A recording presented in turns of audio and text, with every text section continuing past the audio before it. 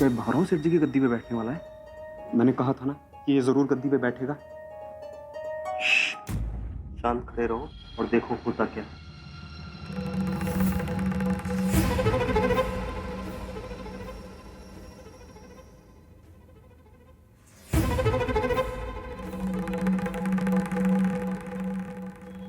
आदरणीय देवसुवासियों, आज सेठ जी की अनुपस्थिति में मुझे यानी कि भावराव सर देशमुख को इस गद्दी पे बैठना चाहिए।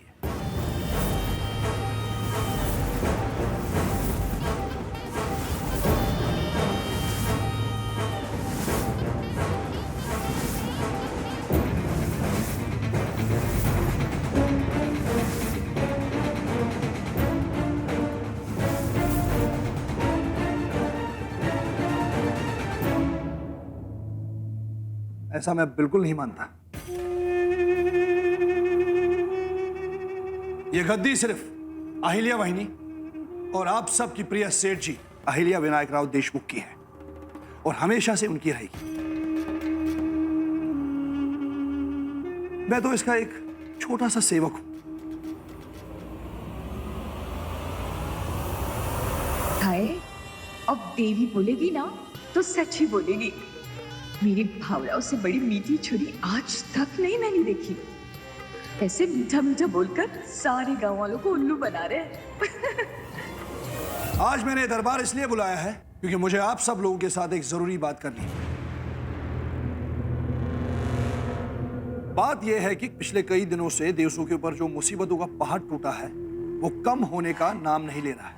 हमारी सेठ जी के आशीर्वाद के बिना मानो पूरा देवसू अनाथ हो गया है।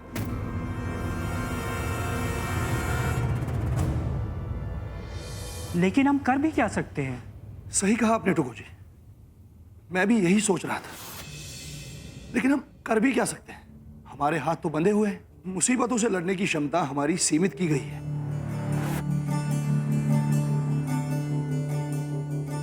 और वैद्य जी ने जितनी भी दवाई बनाई थी वो सब हमने सेठ जी को पिलाई है। अरे सेठ जी ठीक होने का नाम नहीं ले रही है।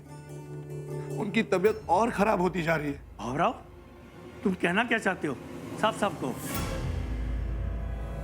यही ज्ञानोबा कि इतने सालों से हम सब ने मन बना रखा था कि शहर से हमेशा बुरी चीज अंदर आती है गांव में, लेकिन ऐसा नहीं है। इन तीन भाइयों को देखो, बाजी, राघव जी, संभाजी, इन्होंने हमारे लिए एक खुशखबरी लाई है।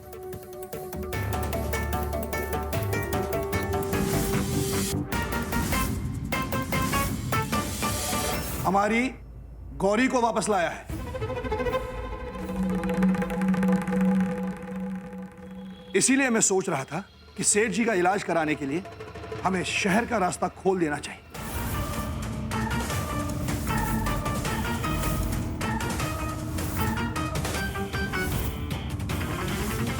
ये क्या बोल रहे हैं भावराव? क्यों टुको जी, आपको सेठ जी की सेहत की चिंता नहीं है? अरे मैं थोड़ी ना अपने लिए बोल रहा हूं। ऐसी बीमारियों का इलाज करने के लिए शहर में बहुत सारे तरीके हैं। अरे एक दवाई काम नहीं करेगी तो दूसरी, दूसरी काम नहीं करेगी तो तीसरी, तीसरी काम नहीं करेगी तो चौथी। दवाइयों की कमी नहीं है शहर में। लेकिन देवसू की सीमा? क्या करना है इसी सीमा का जो हमारी सेठ जी का इलाज करने से रोके?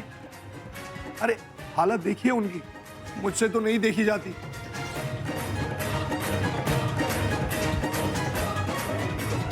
अगर पहले ही हमने उनका इलाज शहर में करवाया होता तो आज उन्हें हमें घर से बेघर नहीं करना पड़ता। मुझे मेरी वाहिनी साहब को घर लेके आना है, बस।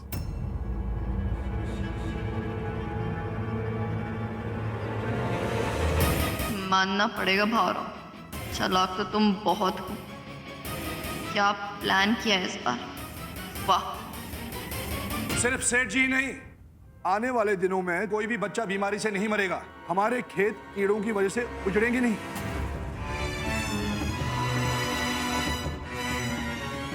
अरे हमारी सब परेशानियों का हल है वहां शहर। जरा सोचिए आप सब, भगवान की कृपा से हमारे देवसू में उपजात जमीनें हैं। हमें उस जमीन को नीलाम करके शहर के लोगों से पैसे लेने चाहिए।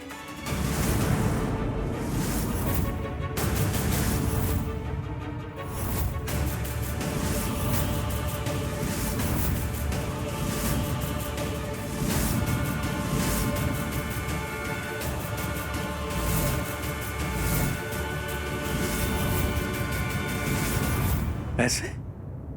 शहरी पैसे हमारे किस काम के? देवसू में पैसों का क्या मोल? ज्ञानोबा जी, आपको किसने बोला उनको देवसू में खर्च करना है? अरे उन पैसों से हम शहरी चीजें लाएंगे। अगर वही शहरी चीजें आज हमारे देवसू में होती तो सेठ जी की यह हालत नहीं होती। हमारी सेठ जी की जान बचाने का इससे अच्छा तरीका है किसी के पास?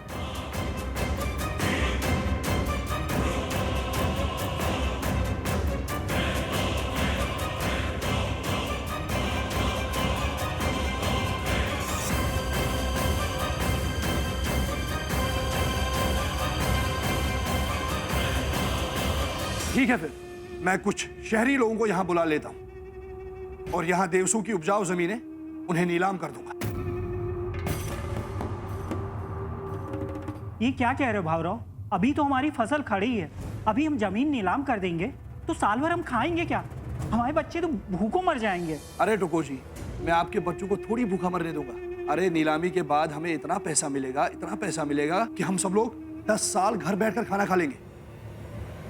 और सेठ जी, क्या उन्हें पता है कि तुम इतना बड़ा फैसला लेने जा रहे हो देवसू में? बस, बहुत चर्चा हो गई इस विषय में, मुझे और भी बहुत काम है। राघव जी, मुझे आज देवसू में किसके पास कितनी जमीनें हैं सबका हिसाब चाहिए।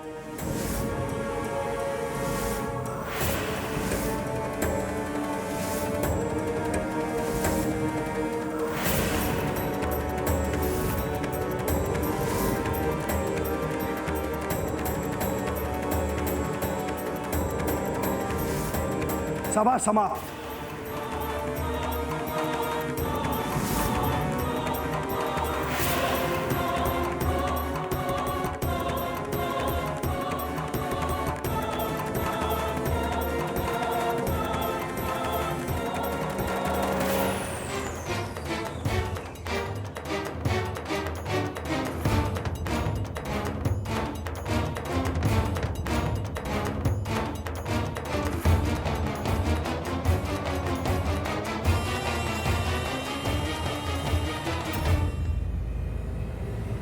क्या प्लान बना रहा है भावराव? इतनी जल्दी पार करेगा मैंने सोचा नहीं था। मुझे भी अब जल्दी ही कुछ करना होगा। आज तेरी भावराव काका ने दरबार में कितनी अच्छी बात कही ना। कितना अच्छा सोचते हैं ये। काश सेठी साहब ये पहले ही कर देती तो आज हम पर ये नौबत ही नहीं आती, है ना उत्तरा? लो, आ गई महारानी। अरे वसु, कभी कभार तो आकर रसोई में ध्यान दिया करो। अब बेचारी उत्तरा अकेली कितना काम करेगी दिन भर? हाँ, उसकी मेहनत की भी तो कदर होनी चाहिए ना किसी को, क्यों?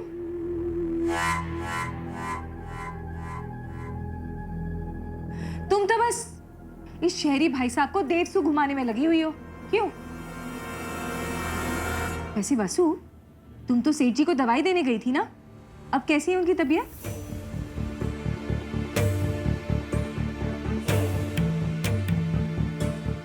अब क्या बताऊं काकू, उनकी तबीयत दिन ब दिन बिगड़ती जा रही है।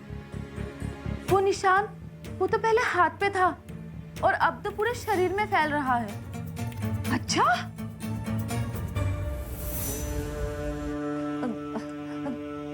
अच्छा, ये तो बहुत बुरी खबर है ना?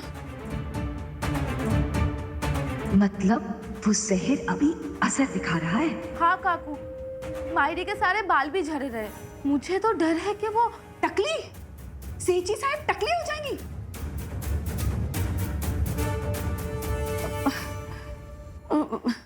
अरे ये तो सचमुच बहुत ही बुरी खबर है। सेठ जी टकली, देखने में कितना मजा आएगा।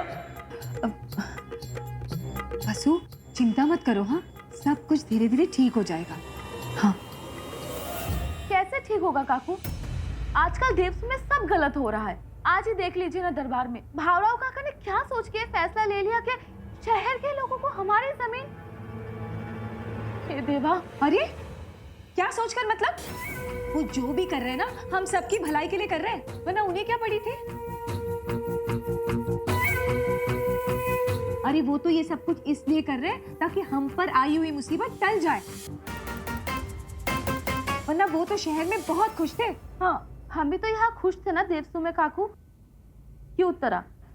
जीजी, देवी काकू बिल्कुल सही कह रही है। और भावराव काका ने जो दरबार में बोला वो कुछ गलत नहीं बोला, बिल्कुल सही कहा उन्होंने।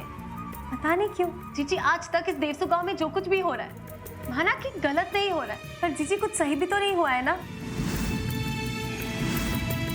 अगर सब सही होता ना तो आज हम सबकी ये परिस्थिति नहीं होती इस गांव में। सही नहीं था मतलब सेठ जी हमारी मायरी हमें गलत रास्ते पर लेके जा रही थी। क्या बोल रही है तू उत्तरा? तेरा दिमाग तो ठीक है ना? दिमाग तो ठीक है जीजी, अगर आपको मेरा कहा सुनना ही नहीं था तो आपने मुझसे पूछा ही क्यों? आप मुझसे पूछते ही नहीं ना। मुझे जो सही लगा मैंने आपसे कह दिया। और भावराव काका और देवी काकू अगर हमारी भलाई के लिए कुछ हमें समझा रहे हैं, कुछ कर रहे हैं, तो हमें उनका समर्थन करना चाहिए, ना कि विरोध। समर्थन? और सेठ जी का समर्थन का क्या? आज तक उन्होंने हमें जो आदर्श दिए हैं उनका क्या? भुला दे सबको, खोल दे देशों का दरवाजा, आने दे शहरी लोगों को, बेच दे अपना जमीन उनको। हाँ उत्तरा बताओ। आज तो कुछ ज्यादा ही गुस्सा आ रहा है आपको शहरी लोगों पर आपका ये गुस्सा तब कहा था जब बाजी उस प्रगति को इस हवेली में ले आया था।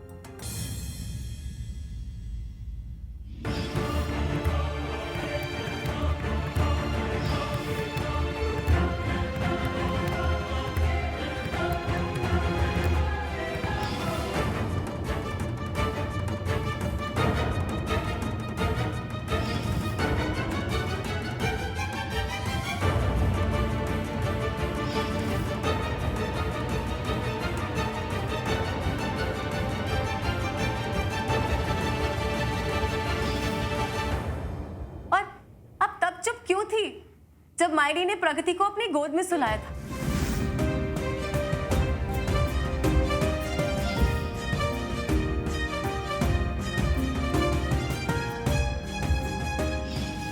तब उनको नहीं दिखाई दे रहा था कि जिस लड़की को वो अपनी गोद में सुला रही है वो एक सांप थी।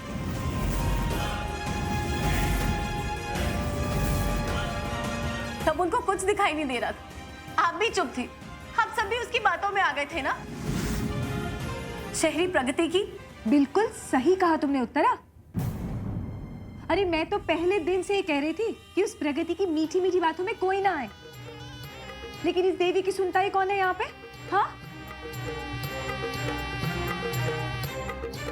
देखा ना, तभी जब मैंने कहा तो किसी ने नहीं सुनी, सब उसके आगे पीछे घूमने में लगे हुए थे। अरे मैं तो कहती हूँ कि सेठ जी साहब की जो हालत हुई है ना वो सिर्फ और सिर्फ उस प्रगति की वजह से हुई है। क्यों उत्तरा?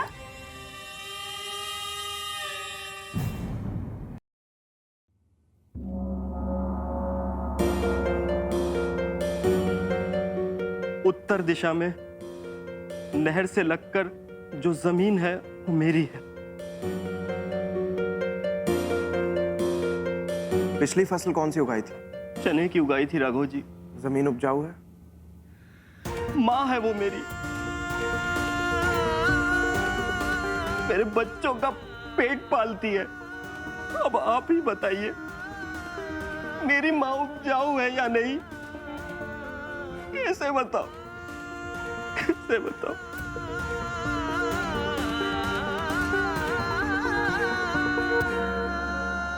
ठीक है तुम जाओ, बाकी मैं लिख लूंगा। अगला कौन? ये क्या अनर्थ हो रहा है देवसू में? अब हमारी जमीनें शहरी लोगों को नीलाम कर देंगे तो क्या बचेगा देवसू में हमारा? अब अपनी जमीन पर हमारा कोई अधिकार नहीं है। सही कह रहे हैं टुकू जी। राघव जी कुछ करो, ये सब गलत हो रहा है। भावराव को रोकिए।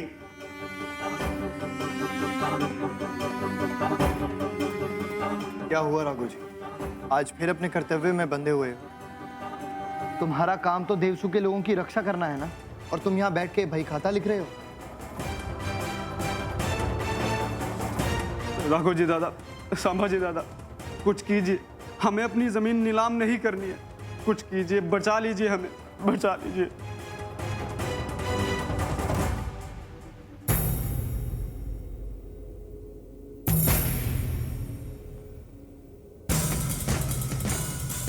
देखिए, मैं आप लोगों की कोई मदद नहीं कर सकता। मैं वचनबद्ध हूं। देवसू के सेठ जी की गद्दी का मान रखना मेरा कर्तव्य है। फैसला किसी का भी हो, आदेश कोई भी दे, सेठ जी, भावराव या कोई और, मुझे इस गद्दी का मान रखना ही होगा। सही कहा राघव जी, तुम गद्दी का मान सम्मान तो हर किसी को करना चाहिए, लेकिन एक बात पूछो, जिस कर्तव्य का तुम पालन कर रहे हो पूरी निष्ठा के साथ, वो आदेश तुम्हें किसने दिया? क्या भावराव काका को सेठ जी ने उस गद्दी पे बैठने का अधिकार दिया था?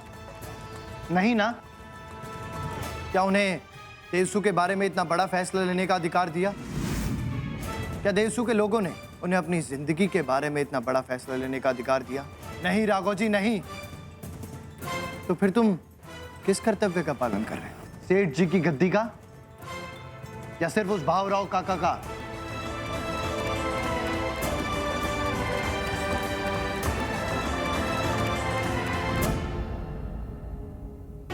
आप मेरे लिए सिर्फ सेठ जी नहीं है, मेरे लिए भगवान है आप।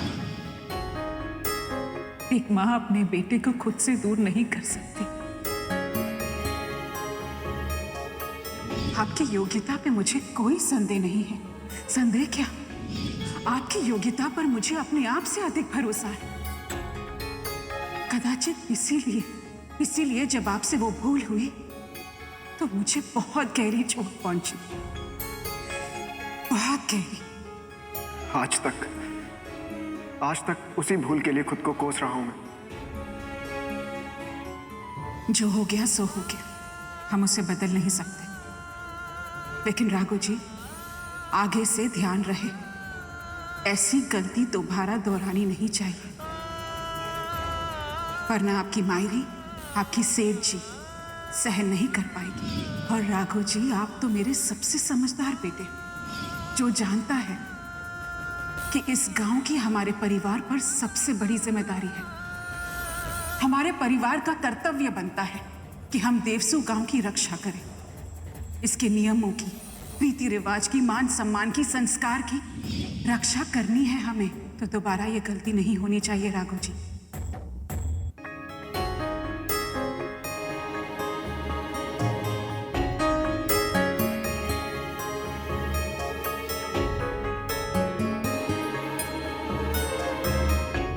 क्या हुआ उत्तरा? क्या तुम भी आज के दरबार के बारे में सोच रही हो? उसी के बारे में सोच रही थी। आज जो दरबार में भावराव काका ने बोला, सब कितनी आसानी से उनकी बातों में आ गए ना, और हाजी खुशी मान भी गए, तो अच्छा ही हुआ। माँ है वो मेरी, मेरे बच्चों का पेट पालती है। अब आप ही बताइए, मेरी माँ उपजाऊ है या नहीं? कैसे बताओ, कैसे बताओ? ये क्या अनर्थ हो रहा है देवसू में? अब हमारी जमीनें शहरी लोगों को नीलाम कर देंगे तो क्या बचेगा देवसू में हमारा? अब अपनी जमीन पर हमारा कोई अधिकार नहीं है। राघव जी, कुछ करो, ये सब गलत हो रहा है। भावराव को रोकिए। मान गए? नहीं उत्तरा, कोई भी नहीं माना। मुझे लगता है कि भावराव काका बहुत बड़ी गलती कर रहे हैं। भावराव काका और देवी काकू अगर हमारी भलाई के लिए कुछ हमें समझा रहे हैं, कुछ कर रहे हैं, तो हमें उनका समर्थन करना चाहिए, ना कि विरोध। समर्थन? और सेठ जी का समर्थन का क्या? आज तक उन्होंने हमें जो आदर्श दिए हैं उनका क्या? भुला दे सबको, खोल दे देशों का दरवाजा, आने दे शहरी लोगों को, बेच दे अपना जमीन उनको। क्या हुआ? तुम्हें नहीं लगता कि वो गलत कर रहे हैं? इस घर के लोगों को हो क्या गया राघव जी? आप सब लोगों को असलियत क्यों नहीं दिखाई दे रही है? उत्तरा, क्या हुआ? क्या हुआ? जब देखो तब इस घर का हर इंसान भावराव काका पे बस शक करता रहता है। आज उन्होंने जो कुछ भी दरबार में बोला, क्या वो सही नहीं है? और देवसू की आज जो भी ये हालत है, वो क्या मायरी की गलती की वजह से नहीं है? उत्तरा, सेठ जी के खिलाफ एक शब्द नहीं। यही तो मुसीबत है, सच बोलने जाओ तो आदर्श सामने आ जाते हैं। आखिर क्यों? सेठ जी के बारे में बोल नहीं सकते, मायरी के बारे में बोलना नहीं चाहिए, पर क्यों राघव जी? क्या हमारी मायरी, हमारी सेठ जी इंसान नहीं है? और क्या उन्होंने प्रगति को इस घर में लाकर कोई गलती नहीं की? क्या मायरी ने देवी काकू को भारो काका से 16 साल दूर रखकर कोई गलती नहीं की? बताइए, आप चुप क्यों